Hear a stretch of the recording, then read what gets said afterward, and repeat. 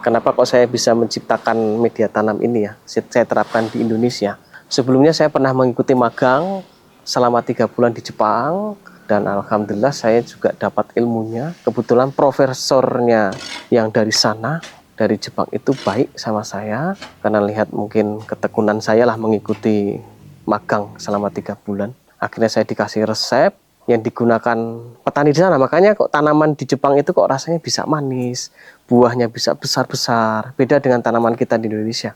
Kuncinya ya, kuncinya dari petani organik Jepang itu tidak menggunakan tanah untuk pembuatan media tanam. Kenapa? Airnya itu air pipis ini. Iya, air pipisnya.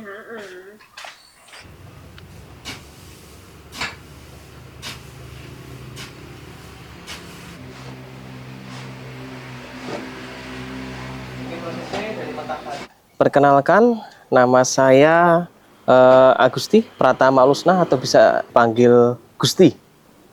Usaha saya bergerak di bidang pupuk organik, pembuatan pupuk organik yang beralamat di Desa Jenar Kidul, RT 3 RW 3, Kecamatan Purwodadi, Purworejo, Jawa Tengah.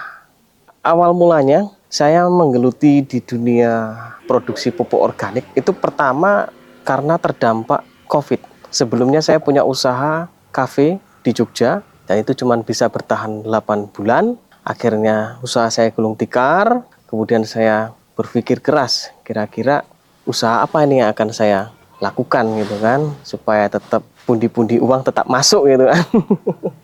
Itu akhirnya waktu itu saya melihat peluang pas saat virus COVID kok banyak orang yang suka menanam, banyak orang yang suka beli media tanam di toko-toko pertanian. Saya survei pasar gitu kan. Terus akhirnya waktu itu saya langsung berpikiran, saya kan punya ilmunya untuk membuat media tanam. Waktu itu media tanam organik yang saya dapatkan itu langsung dari profesor petani organik di Jepang. Kemudian usaha saya ini mulai berdiri, kalau nggak salah itu bulan September 2019 ya, dampak COVID itu. Bulan September 2019 saya mulai merintis dari awal usaha saya ini, mulai dari partai kecil, alhamdulillah juga sudah bertahan selama kurang lebih 3 tahun ya. Sekarang 2024, 3-4 tahunan. Dukanya banyak saya menggeluti dunia pertanian. Mulai saya dibohongi, saya pernah dibohongi juga pertama kali usaha ini.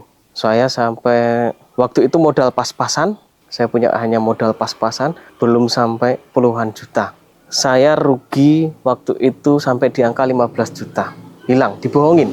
Jadi katanya awalnya itu dia ajak join, ternyata kok seiring berjalannya waktu, tahu potensi ini, kok bagus. Akhirnya orang itu tidak mau mengeluarkan modal, saya mengeluarkan modal terus, tapi keuntungan entah hilang kemana. Itulah kalau dihitung-hitung kerugian saya sampai 15 juta. Akhirnya orang itu saya tinggalkan. Pernah juga saya dibohongin waktu masih awal-awal merintis. Itu ada satu sales saya memasarkan ini pupuk dan akhirnya setelah barang itu udah dikirim, saya minta tagihan pembayaran, orangnya ngilang. Saya tetap bersabar, saya kembangkan terus pupuk saya, ikhtiar yang jelas, berdoa sama Sang Pencipta. Alhamdulillah bisa bertahan sampai sekarang dan pangsa pasar semakin meluas dan banyak orang yang tahu sekarang. Untuk mencari pasar, dukanya banyak juga dulu. Mulai saya pernah juga diusir. Saya belum memasarkan, saya baru datang, saya belum memperkenalkan produk, saya diusir. Terus pernah juga saya baru mau menawarkan, kok malah dimarah-marahin pernah. Entah mungkin tokonya ada masalah, mungkin malah saya yang jadi kena imbasnya. Ada juga yang mau bohong sama saya waktu saya mau cari pangsa pasar. Sebelum barang untung, sebelum barang itu saya kirim, memang saya cek dulu orang yang pesan ini benar-benar mau order beneran atau bukan, ternyata bukan. Gitu. Ada juga yang mengaku-ngaku sebagai aparat. Dia minta waktu itu 1000 karung. Pernah juga, tapi alhamdulillah nggak saya kirim barang itu. Karena emang sebelum saya kirim, yang kena lewat WA itu kan tetap saya ini dulu, istilahnya, saya cari tahu dulu orang ini berasal dari mana, orangnya seperti apa. Biasanya sebelum order, kalau kita komunikasi lewat Google Map, kan ada di Google Map itu nomor saya, itu saya minta ajak ketemuan dulu, biasanya seperti itu. Jadi gini sejarahnya, kenapa kok saya bisa menciptakan media tanam ini ya, saya terapkan di Indonesia. Sebelumnya saya pernah mengikuti magang selama 3 bulan di Jepang, dan alhamdulillah saya juga dapat ilmunya. Kebetulan profesornya yang dari sana, dari Jepang itu baik sama saya, karena lihat mungkin ketekunan saya lah mengikuti magang selama 3 bulan. Akhirnya saya dikasih resep yang digunakan petani di sana. Makanya kok tanaman di Jepang itu kok rasanya bisa manis, buahnya bisa besar-besar. Beda dengan tanaman kita di Indonesia. Kelihatan subur tapi begitu langsung dimakan, dipetik di sawah, kalau di Jepang itu manis rasanya. Mau tanaman, ya kebetulan yang saya magang itu lokasinya kan ada di lereng Gunung Fuji, Prefektur Yamanashi. Begitu dipetik di lahan langsung, kalau di sana itu rasanya manis. Beda kalau di sini. Di sini tuh ada rasa agak pahit-pahitnya. Makanya setelah diajari banyak, ternyata saya tahu kenapa kok tanaman di sini bisa manis. Karena di sana benar-benar menggunakan organik. Itu kuncinya di situ.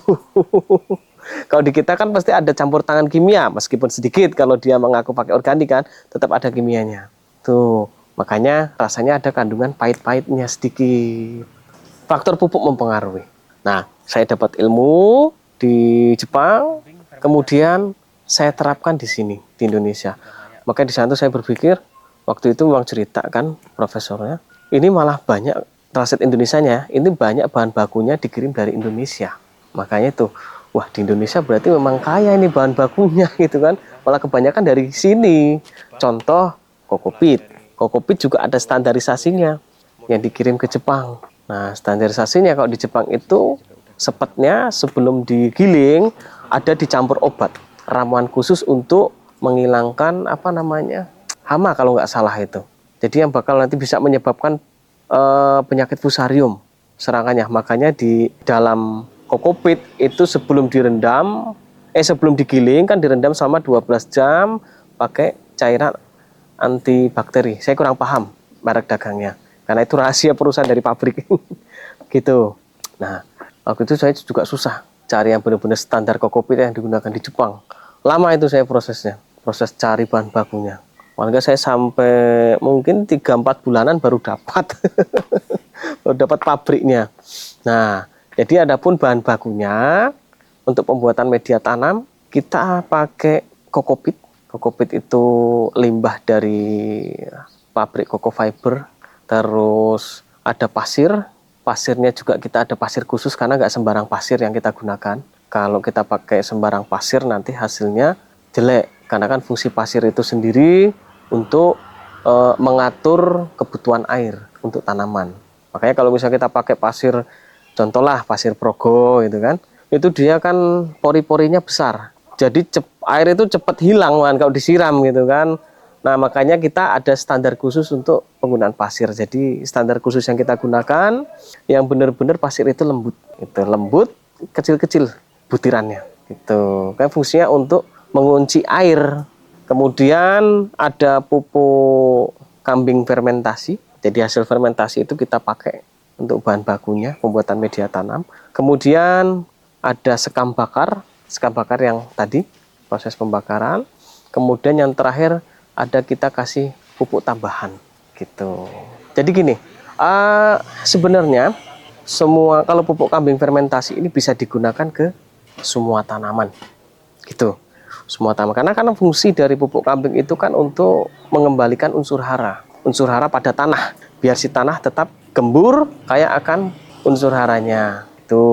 Nah, jadi kalau untuk itu tadi menggemburkan tanah, kita bisa pakai pupuk kambing fermentasi. Jadi biar tanaman itu bisa menyerap banyak unsur hara. Tapi kalau untuk sekam bakar itu digunakan untuk memperkuat akar, biar akar itu dia tetap kuat terus lebat, sama untuk merespon diameter dan pertumbuhan batang tanaman. Itu fungsi dari sekam bakar. Kalau media tanam ini biasa digunakan untuk pembibitan.